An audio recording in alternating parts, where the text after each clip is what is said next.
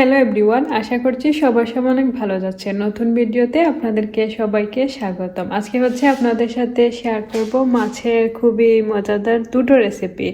একটা হচ্ছে আপনার রুই মাছের ভর্তা, আর আরও একটা হচ্ছে যে পাবদা মাছের ঝোল।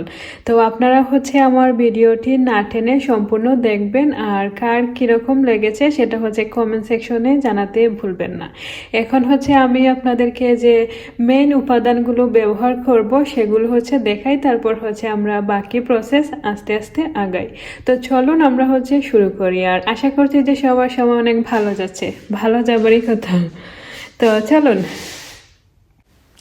তো যেমনটা আপনারা দেখতে পাচ্ছেন, আমি মাছটাকে ভিজিয়ে রেখেছি, কারণ আমার মাছটা ফ্রোজেন ছিল। এই মাছটা তারপর আমি পরিষ্কার করে নিলাম।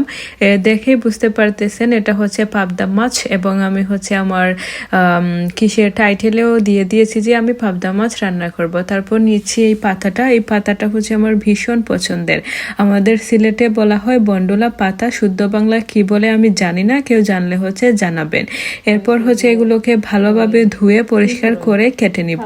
কাটার বেলায় আমি একটু মিহি করে কাটবো, কারণ কি এই পাতাটা যে আমার অনেক পছন্দের, জানি না কেন আমার অনেক ভালো লাগে। তো তারপর কেটে নিলাম। আপনারা চাইলে একটু বড় সাইজেরও কাটতে পারেন, তবে এই সাইজটা পারফেক্ট, আপনারা এই সাইজেই কাটবেন।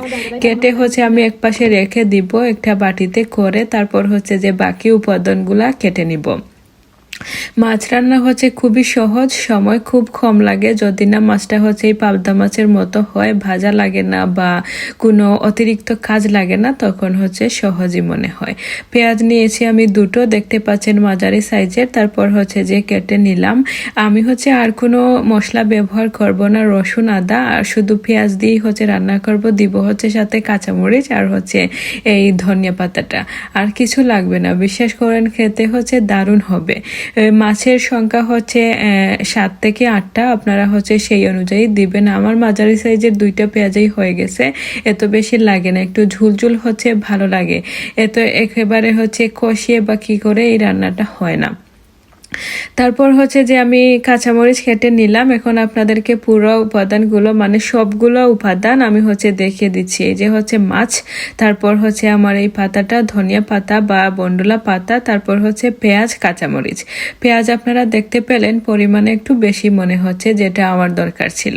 তারপর আমার প্যানের মধ্যে আমি পেঁয়াজ দিয়ে অপেক্ষা করতেছিলাম যে কখন আমার তেলটা গরম হয়ে আসবে। দিয়ে দিচ্ছি পেঁয়াজগুলো দেওয়ার পর খুব ভালোভাবে সফট করে রান্না করে নিবেন। চাইলে যে একটু হালকা লবণ দিবেন। লবণ দিলে হবে কি এই পেঁয়াজটা সফট হবে। আমি হালকা লবণ দিয়ে এই পেঁয়াজটাকে আরো 5 মিনিটের মতো ভেজে নিব।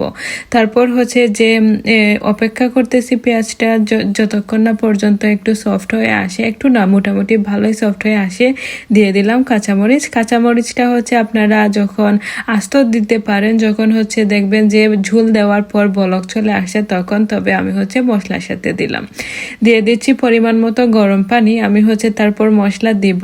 দিয়ে দিচ্ছি হলুদ, তারপর মরিচ, আর দিব টালা জিরার গুঁড়ো। এই জিরার গুঁড়োটার সাথে একটু বাদাম মিক্সও আছে, আমি একটা আরবিক দোকান থেকে নিয়েছিলাম। আমার খুবই ভালো লাগে এটা। ধনিয়া গুঁড়ার দিলাম না, কারণ ধনিয়া পাতাটা দিচ্ছি। আস্তে আস্তে দিয়ে দিচ্ছি সবগুলো মাছ। এই মাছগুলো খুবই সেন্সিটিভ, একটুতেই ভেঙে যায়। যখন ঝোল দিবেন তখন খুবই কেয়ারফুলি বা যত্ন সহকারে উল্টে পাল্টে দিবেন। যত্ন সহকারে উল্টে পাল্টে দিলে ভাঙবে না। যে কোনো জিনিসই দেখবেন যে যত্ন নিলে এই জিনিসটা ভালো হয়। তারপর আমি দিয়ে দিচ্ছি লবণ। মাছের উপরে দিবেন, তাহলে সরাসরি মাছের ভেতরে এই লবণটা ঢুকে যাবে। আমি প্রায় সময় মাংস রান্না করলে বা কি রান্না করলে চেষ্টা করি লবণটা যাতে মাংসের উপরে দেওয়ার। খুব যত্ন সহকারে এখন আমি মাছগুলো উল্টে দিব। খুবই সাবধানে দিবেন, না হয় ভেঙে যাবে। আমি ঝোল দেওয়ার আগে একবার দিয়েছিলাম, আর ঝোল দেওয়ার পর আরো একবার দিলাম। আমার মনে হয়েছিল পানি কম পড়ে গেছে, তাই আরো একটু পানি দিয়ে এখন যে চুল চুলার আঁচটা মিডিয়ামে করে দিয়ে রান্না।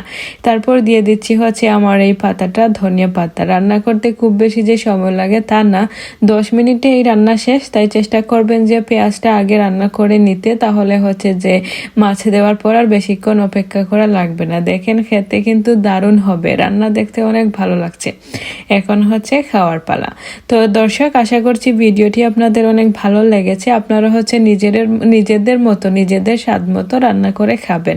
আমি জাস্ট আপনাদেরকে মনে করিয়ে দিলাম আর কি যে এটা হচ্ছে একটা রেসিপি। তো কথা হচ্ছে আপনাদের সাথে অন্য রান্নার ভিডিওতে। সে পর্যন্ত সবাই হচ্ছে ভালো থাকবেন, নিজের খেয়াল রাখবেন আর আমাকে হচ্ছে বেশি বেশি করে সাপোর্ট দেবেন। Take care, bye by.